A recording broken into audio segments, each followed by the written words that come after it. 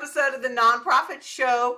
We have a lot to talk about, my friend, and this is going to be a lot of fun. But before we get going, I've just got to do a couple housekeeping things. I'm Julia Patrick, CEO of the American Nonprofit Academy. Jarrett Ransom, my trusty sidekick, is traveling today. She'll be back with us tomorrow. We want to make sure that we thank all of our presenting sponsors. Without them, we would not have this conversation. And I've got to say, YPTC was one of those first people that joined us. We are now marching towards 600 episodes. So we want to make sure that we thank Bloomerang, your part-time controller, American Nonprofit Academy, Nonprofit Nerd, Fundraising Academy, Staffing Boutique, and Nonprofit Thought Leader. And again, you can find us on Roku, YouTube, Vimeo, Amazon Fire TV, and now our episodes are on podcasts. So cue us up. And when you're vacuuming or going for a walk or doing whatever, maybe going back to your office and you're in traffic, check us out because we're there.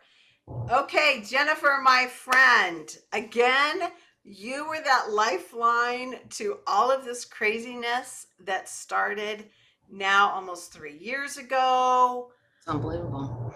Unbelievable. And I said we were getting on the other side of it, but there's still implications in what we're going to talk about today with the labor market. Right. Big time. You know, it's fascinating to me to have your wisdom on this because, you know, we think, oh, accounting, finance, they're looking at the ledgers. They're not going to see any of this. But in so many ways, you're on the front lines of this. And so your voice is amazing to give us some perspective. So I'm going to start off by having you define the Great Resignation. I like your words, the Great Reevaluation. Yes. What is that? So we have all heard about the Great Resignation. It's a term that was coined by Anthony Klotz. I heard him on an Adam Grant podcast recently. It defines the fact that 47 million people left their jobs in 2021, and that trend continued in 2022. And I have the question, where did all the people go? Where did they go? Yeah. But during the pandemic, what happened was many people left their jobs. Many women left their jobs because of childcare issues. Kids were home schooled and daycares were closed. Also, a lot of individuals on the, more experienced end of their career towards retirement took the opportunity to retire during the pandemic. But the lockdowns had a lot of people questioning, what else? What do I want to do with my life now? And that's where I say I coined, but actually Dan Trich in our, I think you know Dan. I love Dan Trich. In our Phoenix office. Yeah. More on, Dan's doing lots of things around the country now too. Yeah. He told me it was called the Great Reevaluation. So I call it the Great Reevaluation. People are reevaluating their work. Nonprofit leaders are really reevaluating their work. Nonprofits just in general, the staff there are leaving 60% more than the regular labor force. So we're really having a crisis in the nonprofit sector. That stat comes from SHRM, the Society of Human Resources Management. Okay, so that's all levels. Crisis. That's not just, is that more on the C-suite, or that's just like it's all across the board? But just recently in the Chronicle of Philanthropy in May, there was an article called "Large Numbers of Nonprofit Leaders Are Stepping Down and the Competition to Find New Ones is Fierce." And it really is. And it's both in the C-suite of nonprofits and throughout the organizations. And what's happening is people are burnt out. In the nonprofit sector, they're really reevaluating the situation. Now, they stayed during the crisis, and it was a lot on people. They were scrambling to keep their organizations alive, staying afloat. They were figuring out the pandemic funding and what they were going to do with that, and trying to serve their constituents. So I guess, now it's 2.5 years in, and people are saying, you know what, how about me? And I've been through a lot, and now I might be looking for a more a better place, greener grass, if you will, where it's not so stressful. You know, it's so fascinating that you would say this. I have spoken to two different CEOs on different topics in the last like 3 weeks, and both of these people, just as an aside, had Mhm. had told me that they had put off some major medical interventions because they were going to have to take medical leave, and they were afraid to leave their nonprofit Yeah. because they just didn't. They you know, their client base had gone up, their labor force had dropped, everything that you were talking about, and they had imperiled themselves to where they're going to have to both leave, you know, and one is in the West Coast, one is in the East Coast. I mean, it's been heartbreaking, and I've got to believe, to your point, this is being played out. hmm we're seeing it all the time, very much so in the finance area that where we work, but we're also seeing it because we work with 1,400 nonprofit organizations. We're seeing it in their struggle to find staff all throughout. And so I'll give a plug too. I think one of the big things nonprofits should be thinking about is succession planning, especially in the executive director level, because that is where it can really so disrupt your operations if you have an executive leave, a CFO, a director of development. So succession planning, thinking about what could happen next is super important. And I will direct the audience to a webinar that we just did 2 weeks ago, featuring David Harris, who has Yeah, been on he's been this on our show. show. Who is the head of Interim Executive Solutions, and Patrice Keegan, who is the former head of Boston Cares and now serves as an interim executive director. And so we had them on a webinar 2 weeks ago. So see that at our website, yptc.com. And it goes all into what you should be doing to best practices for succession planning, what you should be doing now to get ready. So when we talk about that, Jennifer, and I love that you can give us another resource and these implications. Um, can you give us a little bit more of a picture that might help some of us understand Yeah. why that planning is so important? It's not just that individual, Right. it's the The culture. I mean, cost. okay, yeah, so Those are the costs. So givebetter.com is a website that you may have heard of, and we had them but on. they have a stat on here that studies estimate that losing an employee can cost a company 1.5 to 2 times an employee's salary. This takes into consideration hiring, onboarding, training, ramp up time, and loss of engagement of other staff. You forget about that too, that in addition, when someone leaves, then there could be just a circular, things start going downhill in the organization because there's just creates negativity. People leave and then other people start thinking about leaving. So it's the cost is it depends on who is leaving, what it really costs. So for a staff member, it might be like $1,500, all these things. This is again, Give Better stats here. But it could be for a technical person in your nonprofit, it could be 100 to 150% of their salary. And then in the C-suite, it could be almost 200% of an employee's salary. So it's expensive when staff leave. And again, I mentioned before, it's the cost of that transition time, but it's also the potential interruption to your mission. Right. What happens when these people leave to your constituents and being able to fulfill that mission? Yeah. And I love that you brought that up because I think a lot of times when we enter into this discussion, we're playing, as my mother would say, with scared money, and we're looking at what's right in front of us, and we lose sight of that. And then it's too late. It's just so catastrophic when you lose sight of that, because generally not such good things have happened to alert you to how your constituency is suffering. or not Yeah, being served. it's a real thing. I mean, Real thing. if you're not planning appropriately, say, an executive director just up and leaving a nonprofit organization and giving 2 weeks notice is not ideal. That's where I go back to the succession planning and what needs to happen there. And certainly, it's hard to fill those shoes of an executive director. What's a board to do? Typically, a board member will jump right in and help out. Perhaps there's somebody on staff that could jump in to meet an interim, situation, but it's a tough one when somebody up and leaves. Now, in the CFO role, I think it's a little bit easier because there's firms like your part-time controller that could step right in and fill that role very quickly.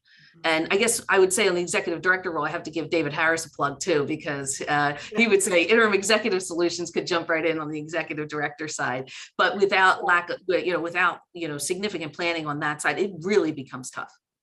You know, um, I'm so fascinated by so much of this, and I'm wondering, um, one of the things that I've always been fascinated by you and all your team, you seem to come to the table with a lot more knowledge and observation than just the accounting and the finance piece. And I'm wondering if you, as another implication of what's going on, if your people are being brought in and being asked to actually talk about these other things like HR and programming and things that are not really in the purview of the accounting and finance. Because the Yeah. more I speak with you and your team, it seems like they're now having to talk about things that are management and fundraising and marketing and not just the cost and the invoices and the reporting. I mean, is Yeah. that fair to say? Absolutely, absolutely. What I always say is accounting sees everything. Everything goes through accounting.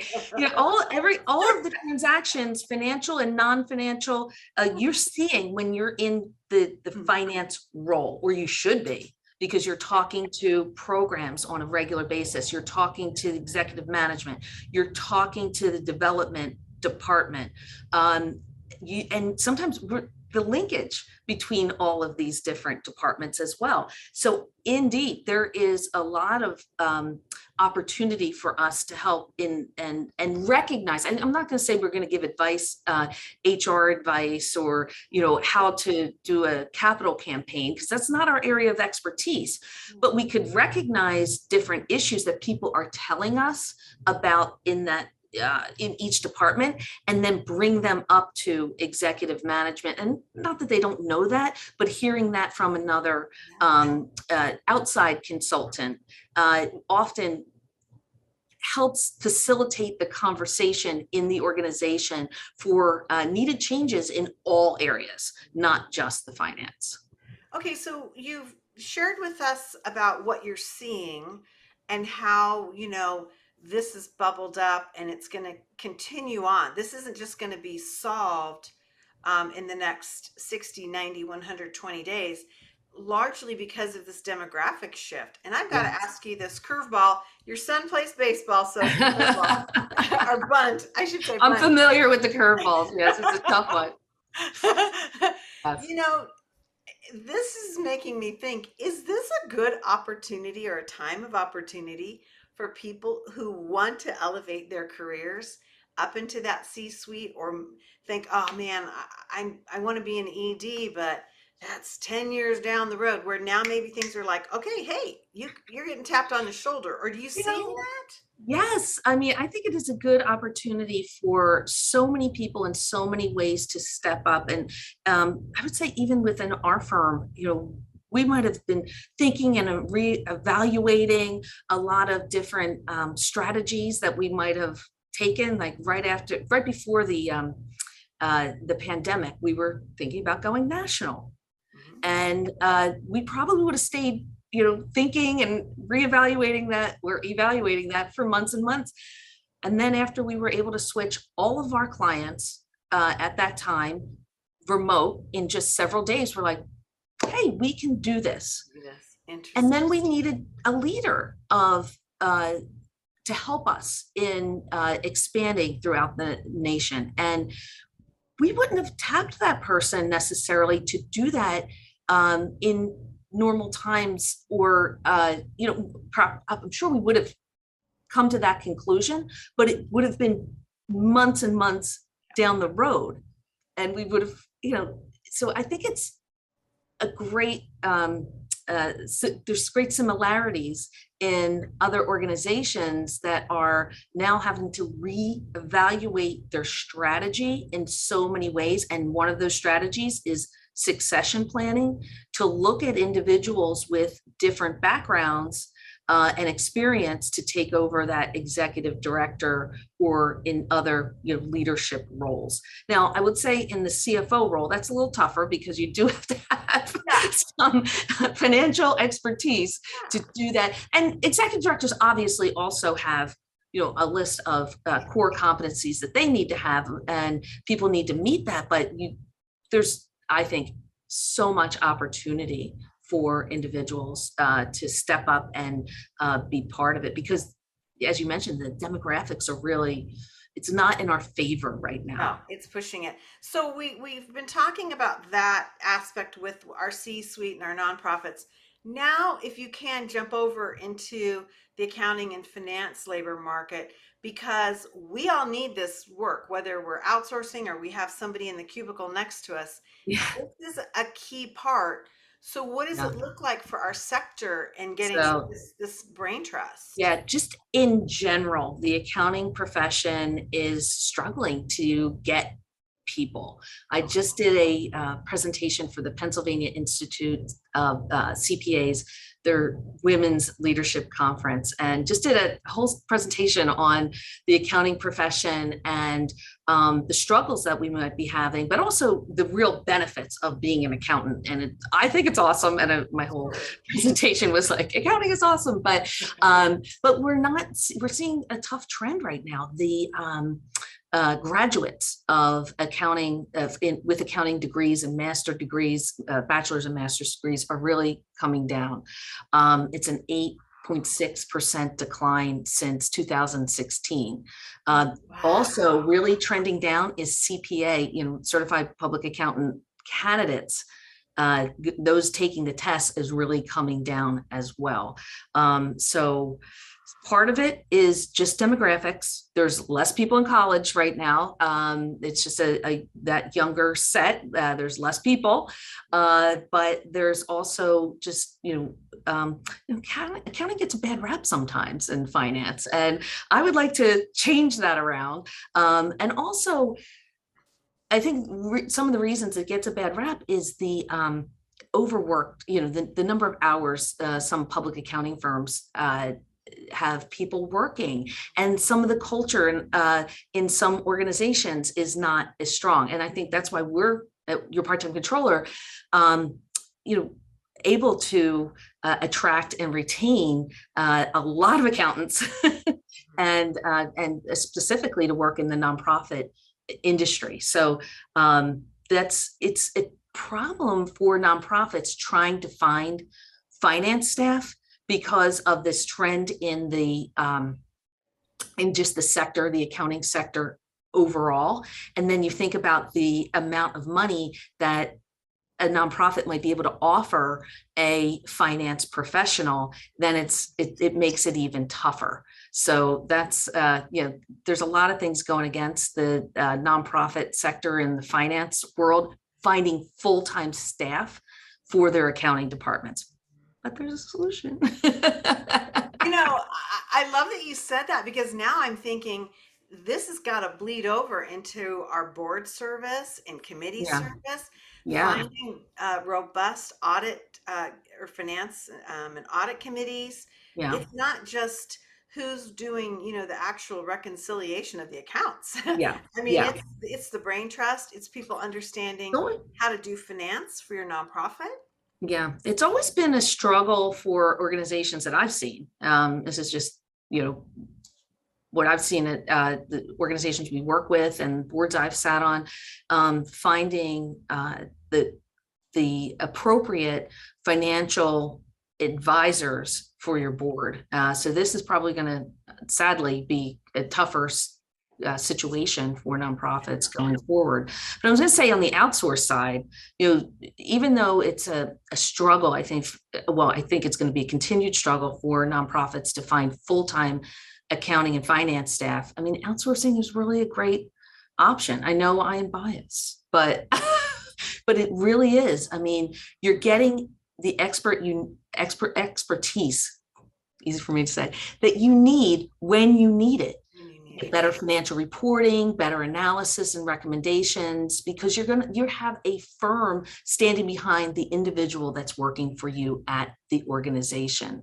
And you don't have to worry about supervision. You're not supervising that person. You have a firm that's supporting them, but you have a person that has, like we mentioned before, all of these other great recommendations for the whole organization, and often has the ear of the executive director, sometimes more than a nonprofit finance person might, because of the fact that it's an outside party.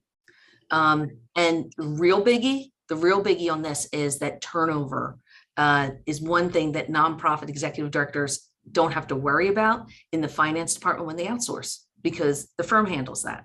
Okay, so then let's get you to talk a little bit about that, because now I'm going to get you to get out that crystal ball, shine it up for us. But when you talk about this, I mean, outsourcing across the way from legal to HR to, I mean, Yeah. so many things. This is kind of like a new way for us to think. What are you seeing as part of these inputs for the great reevaluation? Well, I think outsourcing in general, your non-core competencies is a great way to go to solve any staffing issue, whether it's in HR, finance, legal, even executives in the short term, interim executive solutions. It is, you can outsource your non-core competencies. You're not great at HR. There's firms out there that can help you do that, where you don't have the staff that you can attract and retain in that department. That's a great solution for you. But I also think, in general, for attracting and retaining staff at a nonprofit across the board, outsourcing is one thing to consider. But I really think you have to reevaluate. This has come to the reevaluation of your organization. What about your culture? Yeah. Is this place somewhere that a person really wants to work and stay? I think nonprofits are at a great advantage to attract and retain staff because of the fact that they work in a mission-based life. Yeah. They're helping people directly every single day. So that is a great sell, if you will, if in and of its own. But there has to be more for people because they're burnt out, as we mentioned before. So you have to be reevaluating your value proposition. What are you offering your staff? What is your value proposition to your staff besides helping the world become a better place, which is a great reason why to go to for a nonprofit organization. But nonprofits have to think about salary, benefits, time off, flexibility. Those are the biggies that I think about when we talk about the value proposition of any organization, when I think about your part-time controller.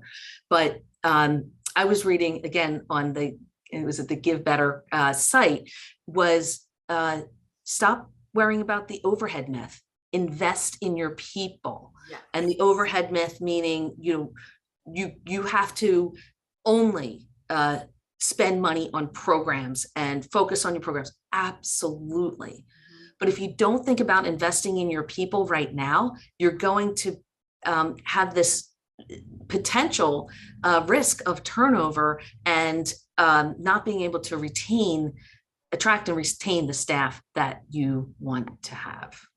Well, it was chilling, and we started off this conversation, and you bandied about like 125% of the annual cost of an employee. Yeah. Oh my God, that's like real money. Yeah. And that's just what we can see. That's just what we can see. That's not right. all these other intangibles. all the other intangibles about hurting, the struggle to your mission, the struggle to morale of the rest of your staff, all of that. And, preventing burnout, I think, is another thing nonprofits can do right away, or thinking about that and addressing it with their staff, which is balance everyone's workload. Evaluate what everyone's doing currently and seeing where you can balance out. Can you outsource some of the activities? Can you make some of your processes more streamlined so people aren't doing mundane rote work? And that's really, when I talk about the accounting profession, that's really where we're going to. It has to happen, It has right? to And it is happening. It is happening. And it's with bill pay processes, et cetera, all of that good stuff. You got to focus on employee well-being as well. That's a huge focus. Our employees, how are they? Give them also paths to success, training and development. Perhaps there is somebody on your staff that has a lot of leadership potential, but needs to be skilled up. And take this opportunity now to look at that and reevaluate where you are as an organization. I always love your wisdom. I have seen you in times of national and civil crisis, my friend, and you have come through. And on top of all this, you work in a sector that deals with crisis. Yeah. By the description of the nonprofit sector. Yeah. And so I have witnessed you and your team be thoughtful and strategic, and your hair's never gotten on fire. Right. You still have your hair. That's even more. My hair, Julia, and yes, but it was really cool. It was a crisis during the pandemic for all of us, and we're still, I think, as nonprofit sector, still fighting the way out. And this is the next crisis: is this staffing problem for nonprofits? And I think nonprofits can do a lot now to plan for and address the situation. Yeah, well, it is always a lovely thing to spend time with you. You're incredibly busy. Jennifer Alleva, CPA, the managing partner of your part-time controller. So to get you on the nonprofit show is really powerful because you have a lot of things going on. And so I truly appreciate that you spend this time with us. Check out yptc.com. They have a really robust part of their website where they have additional resources. You don't have to be one of their clients. They have That's right. Webinars. All free. Yeah, it's just amazing, the different things. Again, I'm Julia Patrick. You'll be joined back with Jarrett Ransom tomorrow as we explore another Friday Ask and Answered episode of the Nonprofit Show. We want to make sure that we thank all of our partnering sponsors: Bloomerang, American Nonprofit Academy, Your Part-Time Controller, Nonprofit Nerd, Fundraising Academy, Staffing Boutique, and Nonprofit Thought Leader. Okay, Jennifer, you know what? You helped me come up with this sign off, and I'm still doing it nearly 600 episodes. Stay well so you can do well. We'll see you back here tomorrow.